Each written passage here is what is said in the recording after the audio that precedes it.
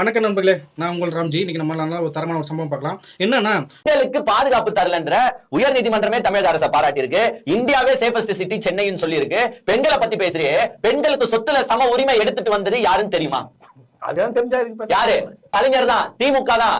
தமிழக முதல்வர் ஐயா ஸ்டாலின் அவர்கள் பெண்களுக்காக முக்கியத்துவம் கொடுக்கக்கூடிய ஒரு தலைவர். அது மட்டும் இல்லாம பெண்களுக்கு சொத்தில் சம பங்கு உண்டு அப்படின்னு அறிவிச்சதே தலைவர் கருணாநிதி அவர்கள் தான். பெண்களுக்காக 1000 ரூபாய் ஊக்கத்தொகை மாதந்தோறும் கொடுக்குறாங்க. பெண்களுக்காக இலவச பேருந்து பயணம் கொடுத்துருக்காங்க.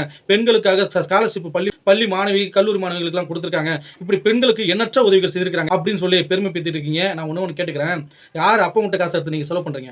உங்க முதல்வர் ஸ்டாலின் அவர்கள் என்ன தன்னுடைய சொந்த சொத்தெல்லாம் அடமானம் வச்சுட்டு இந்த மக்களுக்கு சேவை செய்யறாரா? இல்ல சொந்த காசு எடுத்து சேவை செய்யறாரா? மக்களோட வரி பணத்தை எடுத்து செலவு செஞ்சுட்டு நான் செஞ்சேன் பெருமை பேசுறது ரொம்ப அசிங்கமான ஒரு விஷயம். அதுக்கு ரெண்டு பேர் நீங்க 2 பேர் ஜாலரா தட்டுறீங்க பாருங்க.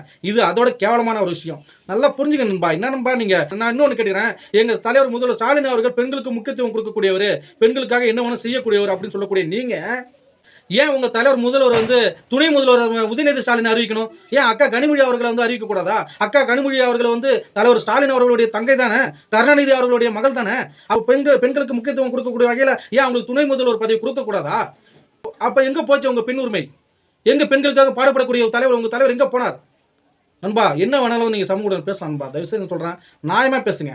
அதை விட்டுட்டு எங்கள் தளபதி என்னமோ தமிழத்தை ஒரு 5 வருஷமாக ஆண்டுட்டு மக்களெல்லாம் ஏமாத்திட்டு நான் இதை செய்வேன் அதை செய்வேன்னு சொல்லி ஏமாத்திட்டு கொள்ளை அடிச்சுட்டு போனால் நீ எங்கள் தலைவர் பற்றி நீ நிறைய விமர்சனம் வைக்கலாம். சினிமா துறையிலுமே தலைவர் டிக்கெட்டு வேலை எடுத்துட்டாரு, இவ்வளோ கோடி சம்பளம் வாங்குறாருன்னு சொல்லிட்டு ரெஜன் மூவிஸ் சன் பிக்சர்ஸ்லாம் யார் தெரியாது? எத்தனை கோடி சம்பாதிக்கிறாங்க அவங்களாம்? சன் டிவி எத்தனை, கலைஞர் டிவி என்ன அறிவில்லை கொஞ்சம் கூட உங்களுக்கு பேசுறதுக்கு? சொல்லுங்க பார்க்கும். இதுலலாம் உங்களுக்கு லாபம் இல்லையா? இதெல்லாம் சம்பாதிக்கலையா? கோடிக்கணக்கில் சம்பாதிக்கலையா? அப்புறம் என்ன சொல்றீங்கன்னா, எங்க தலைவர் அவர்கள் தான் காலை உணவு திட்டத்தை கொண்டு வந்தாரு. இதை தான் ஏகப்பட்ட பேர் காப்பி அடிச்சு செய்யறான், பல மாநிலங்களை காப்பி அடிச்சு செய்யறாங்க அப்படின்னு சொல்லி நீங்க பேசுறீங்க.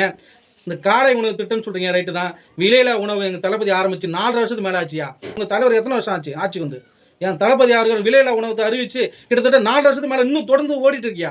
நீ வேணா நம்பிக்கை இல்லைனா இன்னைக்கு நாளைக்கு கடலூர் மாவட்டத்தில் இருக்கக்கூடிய விருதாச்சலத்துக்கு வாயா, பாரு, காலையிலே பாரு எத்தனை மக்கள் அதில் பயன்படுறாங்க பாருங்க. இன்னைக்கு சீமானுக்கும் அவருக்கும் ஒரு கடுமையான விமர்சனம் இருக்கும் பொழுது அவரை நீங்க புகழ்ந்து பேசின நீங்க இன்னைக்கு ஸ்டாலினா தளபதியானு வரும்பொழுது இன்னைக்கு என்னன்னா தளபதி கேவலப்படுத்தி பேசுறீங்க. அப்ப உங்களுடைய பேச்சு தன்மையை மூலம் ஒழுங்கா இல்லை. அப்ப தயவுசெய்து சொல்றேன், நீங்க மூலம் ஒழுங்கா இருந்து பேசுங்க. தளபதி பத்தி புகழ்ந்து பேசின வீடியோ என்கிட்ட இருக்கு, உங்க யூடியூப் சேனல்ல இருக்கு. நான் வேணா எடுத்து காட்டட்டுமா?